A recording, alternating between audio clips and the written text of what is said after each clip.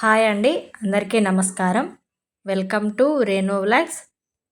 గీత జయంతి సందర్భంగా ఇక్కడ కాలనీలోని వెంకటేశ్వర స్వామి దేవాలయంలో గీతా పారాయణం ఏర్పాట్లు చేశారన్నమాట. ఈ కార్యక్రమానికి ముఖ్య అతిథులుగా శ్రీ శారదా పీఠాధిపతులు శ్రీ శ్రీ చంద్రమౌళీశ్వర స్వామివారు, అలాగే విశ్వంబర శర్మ గారు రావడం అయిందన్నమాట. అతిథులుగా వచ్చినటువంటి వారికి ఘనంగా స్వాగతం పలుకుతూ మహిళలందరూ ఉత్సాహంగా ఆటలతో, పాటలతో, కోలాటాలతో, మంగళహారతులతో చాలా విశేషంగా స్వాగతం పలికాము. హిందువులంతా గీతా జయంతిని ఒక పండగలాగా జరుపుతారు. భగవద్గీత పుట్టినరోజుగా గీతా జయంతిని జరుపుతుంటారు. ప్రతి ఏటా మార్గశిర మాసం శుక్లపక్ష ఏకాదశి రోజున గీతా జయంతిని జరుపుకుంటారు. ఈ నేపథ్యంలో ఈ ఏడాది కూడా గీతా జయంతి 30 తారీఖు రోజున వచ్చిందన్నమాట. 30వ తేదీ రాత్రి 9:29 గంటలకు ప్రారంభమయ్యి తర్వాత డిసెంబర్ 1వ తేదీ సాయంత్రం 7 గంటల వరకు ముగుస్తుందన్నమాట. అయితే ఉదయ తిథి ప్రకారం డిసెంబర్ 1వ తేదీ గీతా జయంతి జరుపుకోవాల్సి ఉంటుంది. ఈ పవిత్రమైన గీతా జయంతి రోజున శ్రీకృష్ణుడిని ప్రత్యేకించి ఆరాధిస్తారు. అలాగే భగవద్గీత పారాయణం చేయడం వల్ల కూడా సకల శుభాలు కలుగుతాయని, జ్ఞానం, ఓర్పు, నేర్పుతో పాటు అనేక సమస్యలకు పరిష్కారం లభిస్తాయని నమ్మకం. భగవద్గీత అనేది అర్జునుడు కర్తవ్య నిర్వహణలో తికమక పడుతున్న సమయంలో శ్రీకృష్ణ భగవానుడు ఉపశమనంగా అనుగ్రహించిన మహోపదేశం ఈ పవిత్ర గ్రంథం. అర్జునుడికే కాదు, కర్తవ్య నిర్వహణలో భాగంగా ఎదురయ్యే సమస్యలకి, సందిగ్ధతకు సమాధానంగా నేటి ఆధునిక యుగంలోనూ భగవద్గీత ప్రమాణంగా నిలుస్తుంది.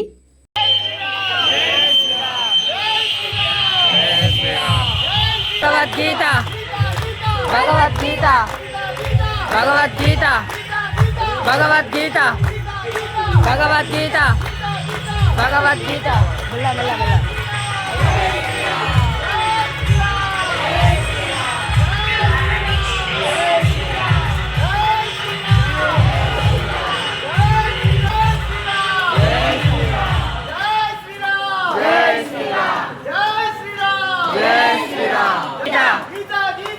భగవద్గీత భగవద్గీత భగవద్గీత భగవద్గీత భగవద్గీత భగవద్గీత భగవద్గీత జై శ్రీరామ్ జై శ్రీరామ్ జై శ్రీరామ్ జై శ్రీరామ్ జై శ్రీరామ్ జై శ్రీరామ్ జై శ్రీరామ్ జై శ్రీరామ్.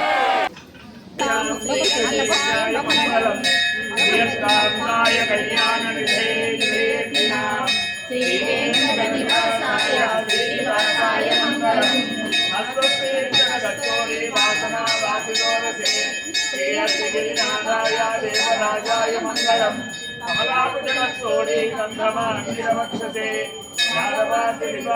నిత్యం లోకా సమస్తాసునో భవంతు కాలే వర్షతు యజ్ఞో వరయితా బ్రాహ్మణా సంతు నిర్భయ కావేరీ వర్ధమాన్ కాలే కాలే వర్షతు వాసపః శ్రీరంగనాథో జేతు కిం ప్రజాం దదుః శ్రీ శ్రీనివాస కులదైవనః.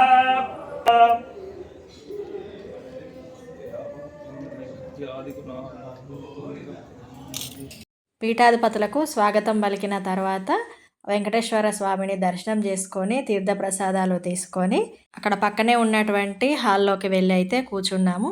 గీతా జయంతి రోజున కురుక్షేత్ర సంగ్రామంలో శ్రీకృష్ణుడు అర్జునుడికి బోధించిన గీతోపదేశాన్ని కౌరవరాజు అయిన ధృతరాష్ట్రునికి సంజయుడు వినిపించాడట. ఈ గ్రంథం మనకు లభించిన వరంగా భావించాలి. సుమారు 6000 సంవత్సరాల పూర్వం ఉపదేశించబడిన నేటి ఆధునిక కాలపు మనుషులకు కూడా ఉపయోగపడుతుందంటే దీని విశిష్టత ఏపాటిదో అర్థం చేసుకోవచ్చు. ఈ పవిత్ర గ్రంథం నేటికి ఎంతో మందిని మంచి మార్గంలో నడిపిస్తుంది. సాక్షాత్తు శ్రీకృష్ణ భగవానుడు బోధించిన జ్ఞానము కాబట్టి హిందువుల పరమ పవిత్ర గ్రంథాల్లో భగవద్గీత ఒకటి.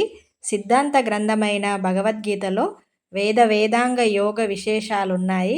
భగవద్గీతను వాడుకలో గీత అని సంక్షిప్త నామంతో పిలుస్తారు. దీనిని గీతోపనిషత్తు అని కూడా అంటారన్నమాట. సనాతన ధర్మం పురాతన గ్రంథాల ప్రకారం ద్వాపర యుగంలో మార్గశిర మాసం శుక్లపక్ష ఏకాదశి రోజు కురుక్షేత్ర యుద్ధభూమిలో శ్రీకృష్ణ పరమాత్ముడు అర్జునుడికి భగవద్గీత బోధనలు బోధించాడట. కాబట్టి ప్రతి సంవత్సరం గీతా జయంతిని మార్గశిరం శుక్ల ఏకాదశి రోజున జరుపుకుంటారు.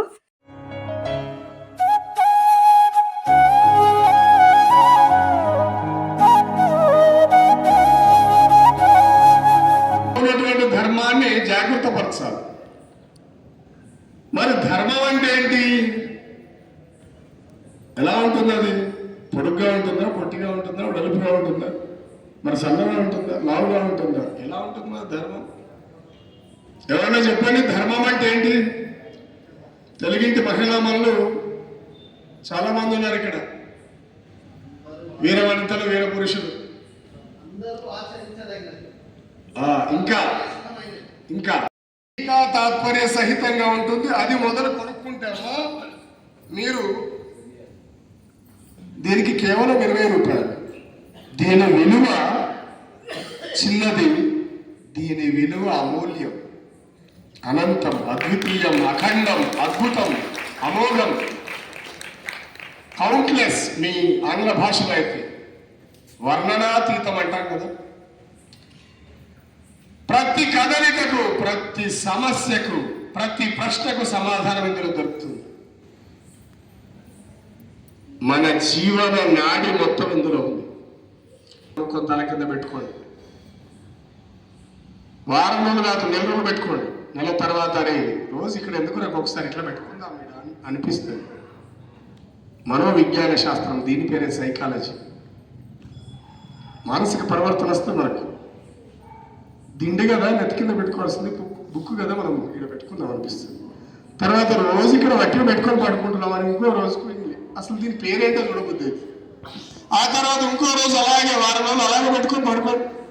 ఇంకో వారం తర్వాత పరమాత్మ మనలో మార్పు తీసుకొస్తాడు. దాని పేరే పరివర్తనం, పరిపక్వత. వచ్చేస్తుంది సైకాలజీ. ఎట్లా వస్తుంది సైకాలజీ? దీని పేరేంటి? స్పర్శ. మీరు అబ్జర్వ్ చేస్తారా? అమ్మకు వంట రాదు, వాళ్ళ అమ్మ నేర్పింది. ఏ కొలతలు తెలియదు.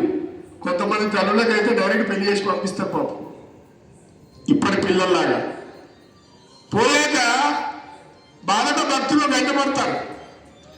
అక్కడ ఏ వస్తువులు లేకపోయినా, ఏ పదార్థాలు లేకపోయినా, ఏమి అనుకూలంగా లేకపోయినా మనస్సు, అమ్మ మనస్సు గొప్పగా ఉంటుంది. అక్కడ నా బిడ్డకు చాలా తృప్తికరంగా, రుచికరంగా, మా ఆయనకు, మా బిడ్డకు, అక్కడ ఎవరుంటే అక్కడ వాళ్ళకి నేను ఈరోజు బాగా చేసి పెట్టాలని చెప్పేసి ఎప్పుడైతే అమ్మ గట్టిగా అనుకుంటుందో, సినిమాలో చెప్తారు కదా గట్టిగా అనుకోండి అని, దాని పేరే సంకల్పం. సంస్కృతం ఏమంటాం? సంకల్ప బలం. దాని పేరు గట్టిగా అనుకోవడం. ఏదైతే, ఏ వస్తువునైతే, ఏ పదార్థాన్నైతే, ఏ వ్యక్తులైతే, ఏ శక్తులైతే, ఏ అక్షరాలైతే, ఏ శబ్దాలైతే తగిలిందో, మన శరీరం యొక్క 72,000 నాడులు. శరీరంలో ఎన్ని నాడులు ఉంటాయి మనకు? టోటల్ నర్వస్ ఎంత? 72,000 నర్వస్, 72,000 ఉపనర్వస్ ఉంటాయి. 72,000 నాడులు, 72,000 ఉపనాడులకు స్విచ్లు ఎక్కడ ఉంటాయి? కూడా అరచేతిలో ఉంటాయి. ఈ అరచేతులు ఎప్పుడైతే పట్టుకుంటూ పడుకున్నామో హృదయానికి తగిలిస్తుంటుంది రాత్రి నిద్రలో తెలియకుండా. 4 రోజుల వరకు బాయ్ చూద్దాం ఒకసారి లోపటే ముందని పేపర్ తీయబుద్ది. ఆ తర్వాత వట్టిగా చూసిన అవసరం, దీనికి అన్యాయం చేస్తున్నామని మళ్ళీ వారం అనిపిస్తుంది. కనీసం ఇండెక్స్ అని చూద్దాం, విషయ సూచిక అందులో ఏముందో చూద్దామని చెప్పి మొదటి పేజ్ చూడబుద్ది. మళ్ళీ వారానికి ఒక్క శ్లోకం తరగతి చదువు, బుక్ వరకచ్చుకున్నా 20 రూపాయలు పెట్టినా అందరు అంటారు ఇది అమూల్యమైందని, జన్మ ధన్యమవుతుందని. గీత సుగీత కర్తవ్య అని ఒక శ్లోకం ఉంది ఇక్కడ ప్రారంభంలో, మహాత్మ్యంలో ఉంటుంది. గీతా మహాత్మ్యంలో 28 శ్లోకాలు ఉన్నాయి. దాంట్లో గీతా సుగీత కర్తవ్య అని చెప్పేసి, కిం శాస్త్రై అన్యవిస్తరై అంటాడు. వేదాలు, పురాణాలు, ఇతిహాసాలు, సమస్త శాస్త్రాలు, సమస్త విద్యలు, సమస్త కళలు ఎందుకయ్యా అని పక్క పెట్టి ఒక్క భగవద్గీత చదువుకో. ఇంకా దీన్ని మించింది లేదు, సరిపోతుంది. పరమాత్ముడి యొక్క సంపూర్ణమైనటువంటి కరుణా కటాక్షాలు ఇందులో ఉన్నాయ్యా, ఆ కరుణా కటాక్షమే నేను అని చెప్పి శ్రీకృష్ణుడు స్వయంగా ఆయన నోటి ద్వారా ఆ పద్మనాభుడి యొక్క ముఖార విందం నుంచి జాలువారినటువంటి 18 అధ్యాయాల యొక్క అక్షరమాల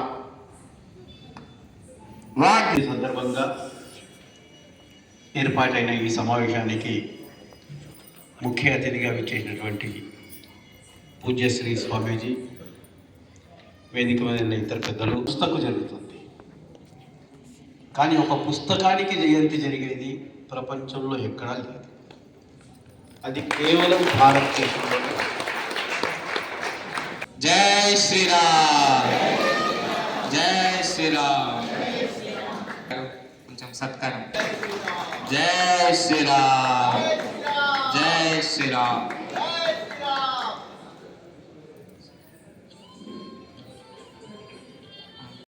అందరం కూడా స్వామివారి ఆశీర్వాదాలు తీసుకొని తర్వాత ప్రసాదాలు తీసుకొని ఇంటికైతే వచ్చేసాము.